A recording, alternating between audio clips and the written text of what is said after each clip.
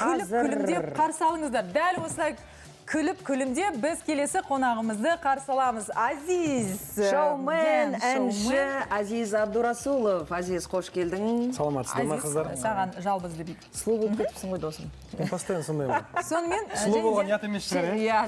Үнемі сұлу болып жүруіңе не себеп? Енді барлығына басында айтатындай өздеріңіз білетіндей махаббат шығар. Махаббат. Махаббаттан басталайық. Құдай қосқан қосағыма деген махаббат, ұл-қыздарыма деген, ата-аналарыма, туған Үш туыстарыма. баланың әкесі. Ешкімге айтпай жүрген 3 бала екенін біліп қойдыңыздар ма? Азиз, дәмін тата Дәмін ғой. көрейік, бісміллә деп көрейік. Қалай? Жаздың күні ішуге болады екен. Керемет, иә? Керемет. Дәмі Осы де күшті. рецепті жолдасыңызға айтасыз ғой енді. Дәл осы Мен енді рецептті. ойлаймын, сіздер жазып берсеңіздер, жолдасымызға біз хабарын Ал жеткізіп. жалпы сізді қалай еркелетеді? Ас үйде болсын. Енді қазір төсек қатынасына келеміз ол жайында. Бөлек Ол да айтамыз. бола ма? Ол да болады. Мүмкін Негізі ол да. тікелей тақырып осы. Тікелей тақырып сіздер жақсы жерден бастаған екенсіздер. Негізі, Азиз, айтшы, сенің әйелің еркелетей ма? Сенің томпағың? Мен сальто ойланамын ғой еркелегенде. Ол да мүмкін, иә.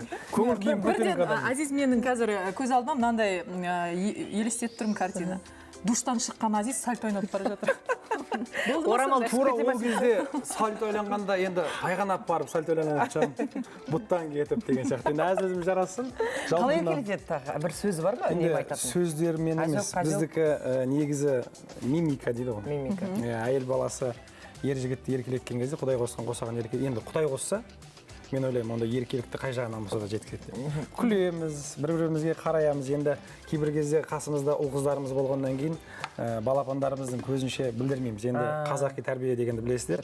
Ал енді ата-анамыз болған кезде де сырттай бір-бірімізге ымдап қоямыз.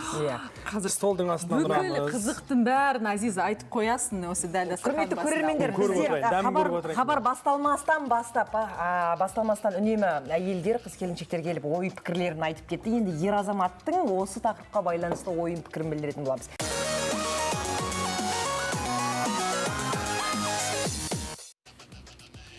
Құрметті көрермендер, қайырлы күн баршаңызға. Жаңағына қосылған көрермендер болса жалынды сәлем баршаңызға. Біз ұят емес тақырыбында әңгіме қозғап отырмыз, яғни бұл жерде төсек қатынасы, жыныстық қатынасы, әйел мен ер азаматтардың арасындағы жыныстық қатынасы туралы әңгімелесіп отырмыз. Осы тақырыпқа орай бізде қыз-келіншектер келіп ой пікірлерін білдірдік, сексолог мамандар да ойын білдірді. Енді ер азаматтың пікірін білетін боламыз. Шоумен, әнші Азиз Абдурасулов. Сәлем Азиз. Қандай жүкпенен келіп тұрсың сен? Сіздердің тақырыптарыңызды ертерек айтқан кезде мен мүмкін қашып кетуім мүмкін еді. Қаша алмайсың. Енді бүкіл ер жігіттердің намысын қорғау енді келе беретін шығар қолдан кейбір кісілердің. Қорғану керек па, сонда қорғау керек па еркектерді? Кейбір нәрседе цензура деген нәрсе бар. Цензура болғаннан кейін енді ішкі мәдениет, сыртқы мәдениет деген сияқты нәрсе бар. Кейбір кезде айтуға болатын нәрселер бар. Айтуға болмайтын болмаса қысылатын нәрселер бар. Енді қазақи менталитет деген дүние бар. Бастысы сол бұл. Менталитетті кішкене жымып қойып, өшіріп қойып, дәл енді көштен қалмайық деп шыны керек. Үшеуміз ғана бір бөлменің ішінде отырмыз деп ақпарат берейік деп бұқаралық ақпарат құралдары ретінде қолданып, қазір енді кішкентай қыздарымызға да, ер азаматтарымызға ақпарат береміз деген пікір мінекей осындай қалыптасып отыр. Енді Азиз, өзің үйленгенсің, бір емес 3 баланың әкесісің, Аллаға шүкір, иә. Енді өнер адамысың. Төсек қатынасы өнер адамына ең бірінші орында деп білемін негізі. Қаншалықты рас? Көңіл тоқ па? Аллаға шүкір. Басқа да көңілде тоқ. Басқа да көңілде тоқ, барлық жағынан Аллаға шүкір. Енді отбасын мен 2010 жылы құрдым. Қазақи дәстүрге келдік деп айтуға болады. Өйткені кейбір кезде 13-те отау иесі дейді. Білесіздер, 13-тен бастап енді бала туылып жатпаса да ол кісілер басқа қатынасқа түспеген шығар. Оны енді тарих қана біледі.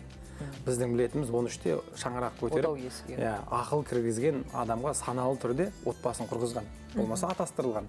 Сол кезде біздің аталарымыздың жасаған дүниесі бекер емес шығар деп ойлаймын. Өйткені ақыл тоқтату керек. Кейбір дүниеге ертерек басталған дүние ертерек. Біздің студияға келген маман айтуы бойынша оған көп жағдайда ақыл кеңес сұрап келетіндер әйелдер екен, ал ер азаматтар тек қана телефон арқылы хабарласады, болмаса ғаламтор арқылы сұрақтарын жолдайды. Келуге ұялады дейді. Не себепті ер азаматтар ұялады? Енді 18 миллион қазақ, сіз бір нәрсе істесеңіз, ұрлықтың үстіне түскендей болып қаласыз. Ер жігіттің өзінің кейбір нәрсені айта алмайды. Енді байқасаңыз, әйел баласы бірден жылауы мүмкін. Ер жігіттер жылай салмайды. Сол үшін әйел азаматтар көп өмір сүреді, ер азаматтар ерте өледі. Өйткені олар айқайлап жындарын, ашуларын шығарып алады. Ер жігіттер кейбір нәрсені іште сақтайды, мүмкін енді жүрекке ауыр тиюі мүмкін.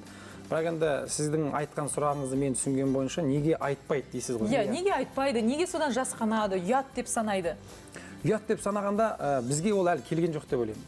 Біз мысалы бірден былай жасаймыз ғой, қазақи менталитетте қайта айтқаным шығар, бірақ біз бірінші проблеманы басқа біреуге итерген жақсы көреміз. Ер жігіттер. Бәріне кінәлі Біздің проблеманы әйел басқалар шешу керек. Ер жігіттер, олар негізгі кәсібі болмаса ақша табыс.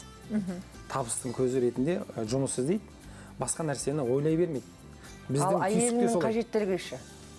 Әйелдің қажеттілігін адам жан дүниесімен махаббат болса сезінеді ғой. Енді жаңа бізде көрерменіміз хабарласып айтты. Жасы 21-де екен, 19 жаста тұрмысқа шыққан екен. Бір сұрақ қойды. Мен күйеуім үнемі жақындасқа түскісі келеді дейді. Мен өзімді қалай ұстарымды білмеймін дейді. Сенің ойыңша, сенің кеңесің бар ма? Егер де ер азамат үнемі жыныстық қатынасқа түскісі келіп, енді жауырлай берсе, әйел азаматы қалай әсіресе әйелі, ерлі-зайыптылар арасында, әйел өз-өзін қалай ұстау керек? Енді біреудің отбасының жағдайын айта алмаймын. Енді сендердің дейді. Бірақ мен былай түсіндірейін. Енді ер жігіт егерде құштарлығы болып, былай сезім оянып тұрса, әйел баласы мына үлкен бақыт шығар. Өйткені сырттан басқа орысша айтқанда огородқа түспейді. Мереке дейсің ғой. Үйіне ұрлыққа түспейді. Ол отбасының бірден бір үлкен себебі шығар деп ойлаймын. Бір-бірінің ортасындағы енді жаңа отбасы болғаннан кейін үйленгендеріне 1-2 ғана жыл болған. Енді махаббат отбасы өздеріңіз білетіндей, кейбіреулер 10 жыл дейді, кейбіреулер менің өзімнің ойым бойынша 5 жылдық үлкен сезім махаббат 5 жыл ғана болады. Отбасылық. Сосын ер азаматтар көбісі айтып жатыр, үнемі бөлке жей береміз бе, мантын да жегіміз келеді деп. Ол деп айтып отырады осы сыр ашып отырған кезде. Бірақ сөз тапқанға қолқа жоқ дейді ғой, бірақ кейбір адамдар сөйтіп секіреді. Бөлке манты дейді, қалай айтсам болады, бұл жерде сонда неліктен ер азаматтар әйелінен қашады?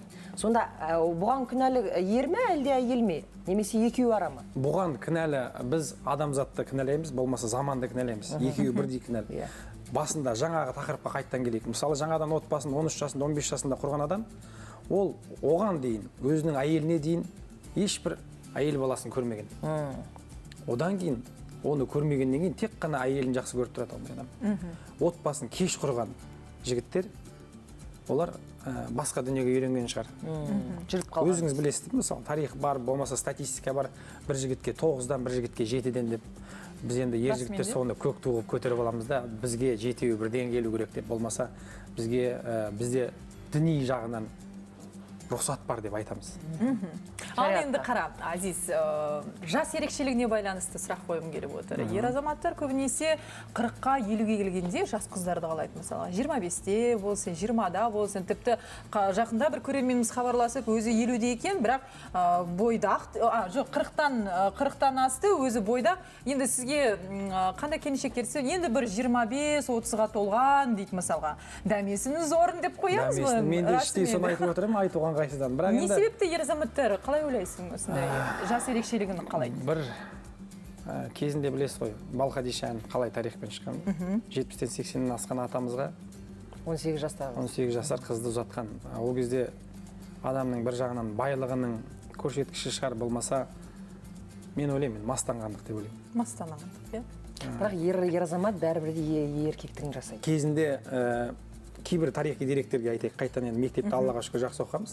Бірақ тарихи деректер бойынша Абылай ханның, біздің ақ патшамыз деп білген Абылай ханның 40 қызы 30 ұлы болған.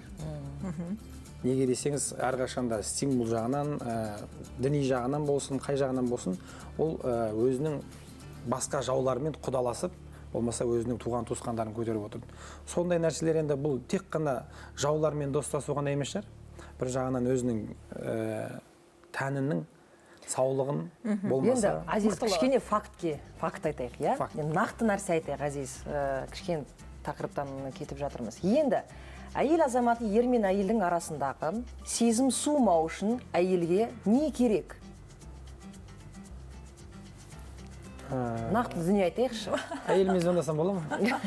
Жоқ, енді сен ер азаматтың көзқарасы бойынша екеуі арасы сезім, ынтызар, яғни сезім суымас үшін немесе ер, немесе әйел қалай өзін ұстау керек?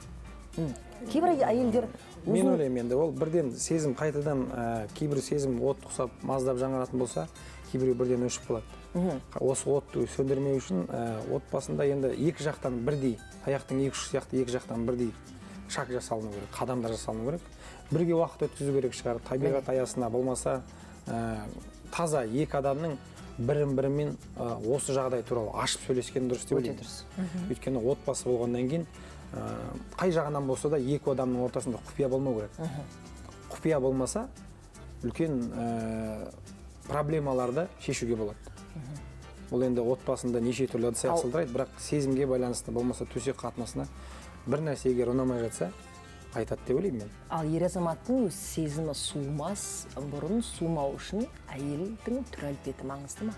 Өз-өзін ұстауы, өз-өзін әдемі болып киінуі, шашы таралуы, қай заманда болсын ер жігітке қыз баласына әсемдік жарасады. Ал кейбір әйелдер босанғаннан кейін толып кетеді. Ондай әйелдерді қайтеміз сонда? Генетически енді өздерінің ауытқулары болса, енді оған бір оған тағы әйелге алмайсың. Жоқ, енді генетика бұл жерде. Кейбір қызына қарап, анасына қарап қызын ал дейді, болмаса кейбір кісілер енді өзінің талғамына қарап алады кейбір кісілер. Азиз, қара, мына жерде мынандай сәт бар. Кейбір кісілерге толықтар ұнайды. Ұнайды шығар деп қоямын. Лучше поволнам плыть, чем обскалом биться деген сияқты. Мысалға, көптеген ер азаматтарға өзін еркін ұстайтын, ойын ашық айтып, тез жеткізе алатын. Тіпті енді қай жерде болмасын, керек жерде енді ханшайым сияқты, керек жерде басқа қыз сияқты, мысалға өз-өзін ұстай алатын ер азаматтарға сондай қыздар ұнайды. Ал енді өзінің жары дәл сондай қалыпқа енген кезде, тым еркінсініп кеткен кезде қабақ шытып, өзінің мінезін көрсете бастайды. Дұрыс қой. Ол енді әйелің сенің шошаңдай берсе ол қайқа болады. Ол да дұрыс емес шығар. Өзге қыздарға қарауға болады, дәл сондай. Соларға қарап, жаңа құмарлығынды, сезімді оятуға болады. Ал егерде сенің әйелін сен үшін сондай болғысы келуіне келіп тырысып бағып жатса, оған неге бұғып жаңағы шектеу қою керек? Жоқ, әр нәрсенің өзінің орны бар. Мысалы, енді сіздің әйеліңіз болмаса өзіңіздің күйеуі мен әйелі бір-біріне отау құрғаннан кейін былайша айтқанда меншікті. Мен әйелімнің, әйелім менің меншігім сияқты. Қате ұғым. Деп ойлаймын мен. Менің ұғым. Біреудің ұғымы деп айта алмаймын. Өйткені сіз западный дейміз ғой. Батыстың несімен айтып тұрсыз. Мен сізге жалпы өзімнің көзқарасымды айтып тұрмын. Күйеу әйелінікі болған соң, сіз өзіңіздің қолыңыздағы дүние болмаса өзіңіздің қолыңыздағы бақытты біреуге көрсеткіңіз келмейді. Біреуге мақтанғыңыз келмейді. Болмаса мақтансаңыз да оны білдіргіңіз келмейді. Бірақ сонда еркектер бар ғой негізі өздерінің әйелдерінің ашық киінгенін қалайды, сонда еркін болып жүргенін қалайды. Бірақ біреу және де Аяна осы ретте тоқта аяқтап тастайық. Және де өзін сондай керемет деп көрдіңдер ма? Қараңдар, бұл әйел менікі, менің жанымда тұр деген сияқты. Айтайын деген жұрттың өзгенің арманы менің қолымда деп неге айтпасқа? Басқа ер азаматтар, ой, Азиздің әйелі, мынауски деп айтса, саған да жақсы. Орыстың мақалы бар, красивая жена, не твоя жена. Сонда онша емес әйелі көру керек пе? Онша емес. Ол сіздің қолыңыздағы бар дүниені мақтанып біреуге жар салу керек емес деп ойлаймын. Өзіңіздің әйеліңіз, өзіңіздің жаныңызда қалу үшін. Сен қазір қазақи менталитетті айтасың да, бірақ орысша мақалдарды айтасың. Керегін аламыз ғой, керек емесін қоямыз. Камера өшкен кезде Азиздің әңгімесі өзгереді. Кеттік әңгімеге дейсің ғой. Міндетті түрде әңгімені жалғастыратын боламыз. Жақсы, Азиз, қарашы, соңғы уақыттары біз енді бұрын осы жалпы төсек қатынасы, сезім, құштарлық, мына эротикалық ұғымдарды қазақ ақындары, жазушылары әдемі әрлеп жаңа өлеңмен жеткізе алған. Ал қазір ондай емес. Не себепті деп ойлайсың? Қазір де бар, бірақ ол дүние цензурамен қалып жатыр. Болмаса бізде кейбір жаңағы ұят қой бұл деген нәрсені қатты ұрандайды да, басқа нәрселер ұят емес та, біреудің сөзі мін таққанға ұят емес. Біреуге жай сіздер айтып отқандай, мен көріп отқандай, Инстаграмда тығылып отырып сообщение жазу, хат жазу ұят емес. Жаңағындай сөздерді оқысам, мынау ұят дейді. Ақиық ақын болған Мұқағалидан қандай керемет әндер болған. Абайдың өзі жазған. Қандай жағынан болса да, қайсы бір ақынды болсақ та айтуға болады. Өйткені ол кез келген нәрсе жүректен шыққан адал болу керек та. Әркім өзінің еңбегіне адал болсын. Ақын өзінің жүрегіне, тазалығына адал болса, ол жазады. Сезімін жазады. Енді бұл осы сұхбатымызды қорытындылай келе, ерлі-зайыптыларға әсіресе қазірде енді кризис дейді ғой, отбасылық кризисте жүрген әйел азаматтарға, ер азаматтарға қандай кеңес айтар едің? енді мен тәжірибе деп айтқанда мен енді тәжірибелімін деп айта алмаймын. Құдай ондайдан сақтасын шығар. Енді көп көргеннен шығар. Жалпы енді өзіме байланысты айтуға ойлаймын. Маманға бару ұят емес. Мен өзімнің жеке пікірім. Тісіңіз ауырса да барасыз, басыңыз ауырса да дәрі ішесіз. Жаныңыз ауырса да барасыз. Жаныңызға тиіп тұр. Бұл жерде тән бар, жан бар. Тәніңізді қасыңыздағы жарыңыз өзі жазып береді. Жаныңызды діни жағынан болмаса медикалық жағынан, жаңа медициналық жағынан кейбір нәрсе іштен шықпаса ауру тудыруы мүмкін. Одан да мен ойлаймын, маманға барып, ұялмай-ақ маманның көзінше айтып, өзінің жеке проблемасы болсын, отбасы, бұл отбасын сақтап қалудың бірден бір себебі. Өте дұрыс. Өтірік айтуға болады. Өтірік айтуға болады отбасын сақтау үшін. Егер менің енді ойым өтірік айтуға болса, неге маманға айтуға болмайды шындықты? Міне. Осындай артық сөздің қажеті жоқ. Жоқ, Дәл осы жерде мен қосыламын Азизге. Рахмет. Өте әдемі Кете бер десеңші. Мен де ойланып қалдым, кете бер деген сұрақ. Әдемі түйіндедің. Үлкен рахмет студиямызға келіп, осындай пәлсапалық дүниелерді айтқанына. Сізбен бірге болған әнші, композитор, шоумен Азиз Абдурасулов. Рахмет, шығармашылық табыстар тілейміз.